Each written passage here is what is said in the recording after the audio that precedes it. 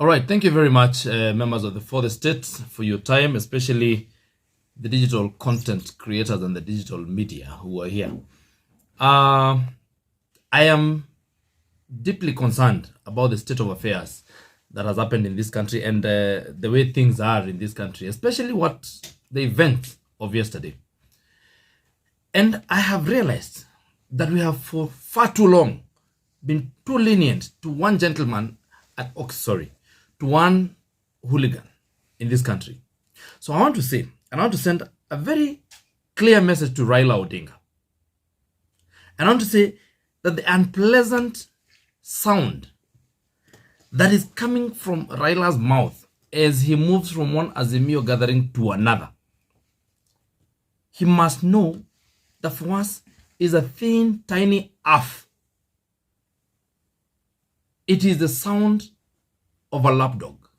It cannot stop any government from doing its work. And this government is going to proceed whether Raila likes it or not. And I'll tell Raila Odinga that all governments are phallic in nature. And this government has assumed the phallus or the shape of the phallus and is going to be feeling some pain in the coming days. So I want to tell you, Raila Odinga, we have been giving you some time to establish your capacity or lack thereof. And we have found out that you have no capacity to disrupt this country. We have just been lenient to you, and we are going to come for you. And when we come for you, you will be rotting in jail in Kingongo, and I will be in charge. And I'll be the one who will be there in Kingongo, making sure that you rot in Comunicado. You will not be talking to anybody. And I also know that once we have hit Raila Odinga, these are the culprits, the small people here have no capacity to hold this nonsense that Raila has been doing. Therefore, I want to say, I've observed and seen Mother Karua, Kalonzo Hapo, and Raila Odinga. And when I see them, I just see Mr. See No Evil, Mrs. Sin Hear No Evil, and the evil himself, just inciting themselves and allowing themselves to go around and thinking that they have a monopoly of violence. I want to tell you, gentlemen, you have no monopoly of violence. You have just been quiet. And when we unleash violence on you, you will not be seen around Nairobi or any other city. Because when we do it the best way we know. And I also want to say, people must realize that there's this huge love affair between Mr. Raila Odinga and Mr. Raila Odinga. And that is fodder for thespians. They should think of how to probably create a movie or a play or something, because it has never been seen before. It has never been unprecedented. There has never been such a love affair in the world. Even Shakespeare's was child play. Raila's love affair with Raila Odinga is crazy. He doesn't think of anybody else in this country. He only thinks about himself. And a lot of people are hoodwinked to think that he has the affairs or the interests of this country at heart. He doesn't. And it is time time has come to call a spade, and it is time to call his bluff. And now, Mr. Odinga, I tell you this. We are coming to you, and we shall come to Kerarapon. We are coming there. We'll just come to consult a bit. We'll be about 50,000 of us, and we're coming on Monday. We're coming to consult a bit, to hear. We'll be peaceful, just like you've been peaceful with other people in the country. We'll be very peaceful, but we'll come to Kerarapon. Mr. Uhuru, we are coming to Muthaiga. We are coming to Serengeti. Is it Serengeti or Chui Close? We are coming. We'll come on Friday. And for the rest of you, we will not talk about you because you're just a hole in the air. Can't talk about those other people. They are just a thin hole in the air. And I will not even address them. But for those two, because we know Mr. Odinga and your sponsor, your chief sponsor, Mr. Uhuru, we are coming. And we shall occupy every inch of all your places. In Gesheha Farm, in Spectra, in Kerarapon, in Kisumu, we will come. And we want you to feel just a little bit of what peaceful Mandamano feels like. We want to bring it to your doorstep, just the way you brought it to our doorsteps. We will come. and we're coming this coming week. We have established, we have been waiting to see, we are calculative people. We had been waiting to see how much you can do, and we have established your capacity or lack thereof, and we've realized you have zero capacity. We'll be dealing with you. And finally, to those small boys in town thinking that they can argue with us, we're in government. And this government, like I've told you, all governments are phallic. Musifikiri ko serikali ya kike. Hakuna serikali ya jike. Serikali zote ni za kiume. Na hata hii ni ya kiume, na tutaangaliana na nyinyi. Asanteni sana. Na mheshimiwa, jana tuliona Raila akiwa kwa presa alisema kuwa yeye hakutokea. So wale wa Kenya ndio wamechoka. What do you tell him? Raila Odinga announced, akasema kutakuwa na maandamano. Na sisi tunajua. Unajua nilisema, leo tumeshinda very peaceful day. The day before yesterday was a peaceful day. Only the day that Raila called to be a maandamano day is when there was crisis. Saba, there was crisis. But tarehe 6, there was peace. Tarehe 8, there was peace. And I want to say, by the way, just for the ICC, because I know the ICC community is here also. Now, the case that was brought to you from 2007, you now know the truth. You know who the laws of violence are in this country. The files you have the file against Uhuru Kenyatta, you have the file against Raila Odinga, and you know now who the owners of violence are in this country. You know the people who sponsor violence in this country. And I am asking the International Criminal Justice Court that you now do your work. Otherwise, that nyinyi, you stop making noise all the time and you have no teeth. If you cannot bite and come and pick your clients, your clientele is here in Nairobi. Just come and pick your clientele. Raila Odinga is your client number 1. Uhuru Kenyatta is your client number 2. Martha Karua is your client number 3.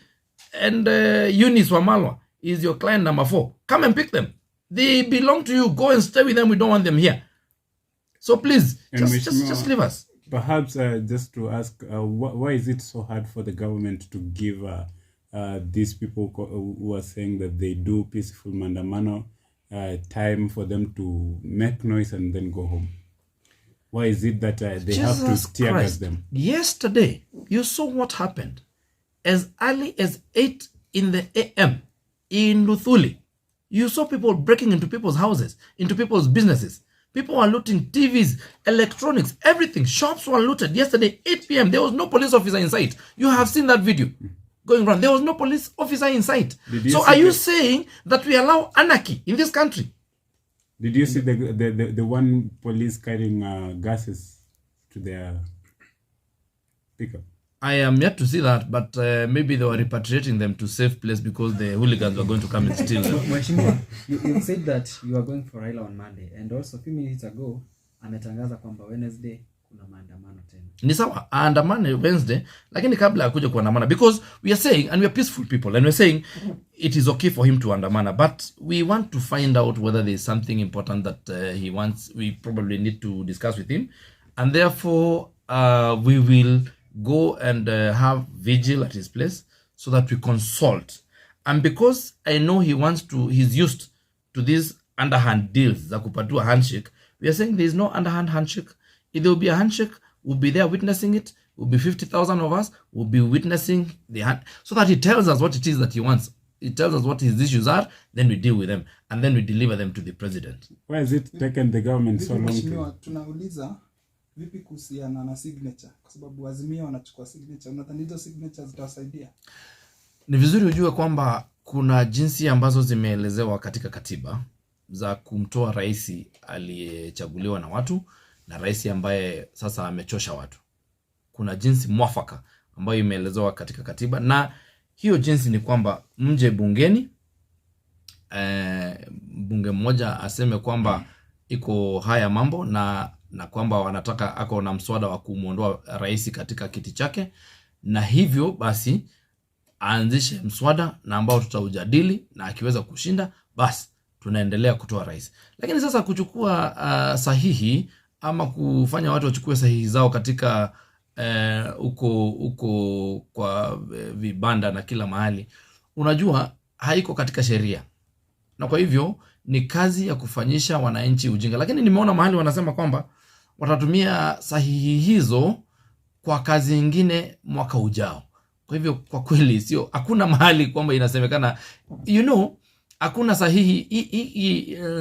Jambo la kumwondoa rais kutoka kiti sio jambo kama yale mambo mengine ya kusema kwamba mnataka ile BBI ilitaka inaitwa referendum. Hapana, sio mambo ya sahihi, ni mambo ya kupitia bungeni, na hakuna jinsi nyingine ya kumtoa rais isipokuwa kwa ile kitu ambayo inaitwa vote of no confidence in parliament. Na hakuna mahali yoyote katika katiba hii katiba, hakuna mahali inasema mchukue sahihi kwa kuondoa rais. Kwa nini mwachukua muda mrefu kumshika kinara upinzani Raila Odinga? Ni kweli jambo nzuri hilo. Mimi nimesema kwamba mapendekezo yangu kwa rais, na mimi hapa kidogo nina hitilafu na ninahitilafiana na waziri wa mambo ya ndani Profesa Kithure Kindiki. Mimi nadhani amezembea kazini. Mimi nadhani nimtamuomba rais achunguze kama kweli yeye anafaa kuwa pale ama amfute kazi, kwa sababu ni kama ameshindwa kazi. Kazi ndogo tu ya kushika huyu mpiga kelele, huyu mtu ya kitendawili, huyu mtu mmoja tu, huyu kumshika tu na kumpeleka jela imemshinda. Mimi naona tu huyu Kindiki ni kama rais amuondoe kazini, anipatie kiti hicho, mimi nitaweza kufanya hiyo kazi. Huyu nitamshika Wednesday. Mimi nipatie hiyo kiti ya interior minister, nitamshika Wednesday. Huyu ni nani huyu? Mtu mmoja hivi na hata amezeeka, anatembea akilia macho. Anatusumbua hapa. We've also seen Raila claiming that the government is hiring snipers to shoot him wakati ako kwa maandamano. The government cannot. How do you kill an octogenarian? You can't kill such a person. Sasa wewe unachukua hata risasi unachukua kupiga Raila Odinga. Hiyo ni mtu ya kupiga risasi. Unapiga risasi watu ambao wanaweza kushinda hapa, wala watu wako na nguvu. Raila ni mtu ya kushika polepole kama hii kitu tunaita hii dede. Unajua hii dede? Hii dede Raila unamshika tu kama dede, unamweka kingongo, unafungia hapo, analialia hapo siku mbili, watu wanapiga hapa kelele hapo. Bas, tunaendelea na kesho yake tunaenda kuvuna mahindi na tunawapatia mahindi hapa, tunawapatia chakula. Kwa sababu ile kitu inasumbua watu wa maandamano ni chakula hawana na hawajui kupanda, wamekataa. Sasa tuwafanyie kitu gani? Mimi nimetoka Uasingishu huko kutafuta watu ambao wanapanda mahindi, nimeona vile wanafanya. Tumetoka huko Gatundu, tumepanga kila kitu, tumeleta mbolea, watu wamepanda mahindi, wanavuna. Sasa hawa kupigana ni njaa tu wako nayo. Tutawapatia chakula, lakini tutawapatia chakula kwa bei kali, kwa sababu hata sisi si punda ya mtu. Tuweze enda kupanda mahindi ambayo tuwapatie bure. Mheshimiwa, jana tumesikia mmoja wenu akiambiwa mambo ambayo mnayafanya kama government ni vitu kama drama za high school. Lekina sasa wewe nikuulize, mtu amekuja kwa bunge akapaka kiti mavi, unataka tuongee maneno yake? Amekuja bila nguo, amekuja bunge bila nguo. Sasa wewe ni mtu wa kujadiliana?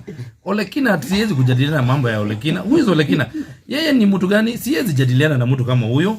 Huyo ni kijana mwenda wazimu. Unaona hata nywele anaweka achani, hakuna kitu bure. Tuwezi jadiliana hiyo maneno ya mtu kama huyo. Tukimalizia tu, we've seen deputy president akipigana na pombe huko Mount Kenya, and a few days ago alimuonya Wajakoya asijaribu kwenda huko kwa sababu atapeleka bangi huko. What's your take on that? Unajua Wajakoya kwanza tumeestablish kwamba anatumika na serikali za kigeni. Alikuwa mtu wa intelligence, anakaa hapa kutumika kutoa intelligence hapa kwa hii nchi kupatia nchi za kigeni. Na sisi tuna wasiwasi sana, kwa sababu yule ni mtu ambaye alikuwa katika serikali ya kitambo na akawa katika security agencies. Sasa mambo yake ambayo tunaona akiadvance ni mambo ya ukora, na that is a very dangerous man. In fact, I am wondering how he was cleared to run for a seat in this country. He's a dangerous man, he's a bad man, ni mlevi na anapenda bangi. Asante sana mheshimiwa. Asante.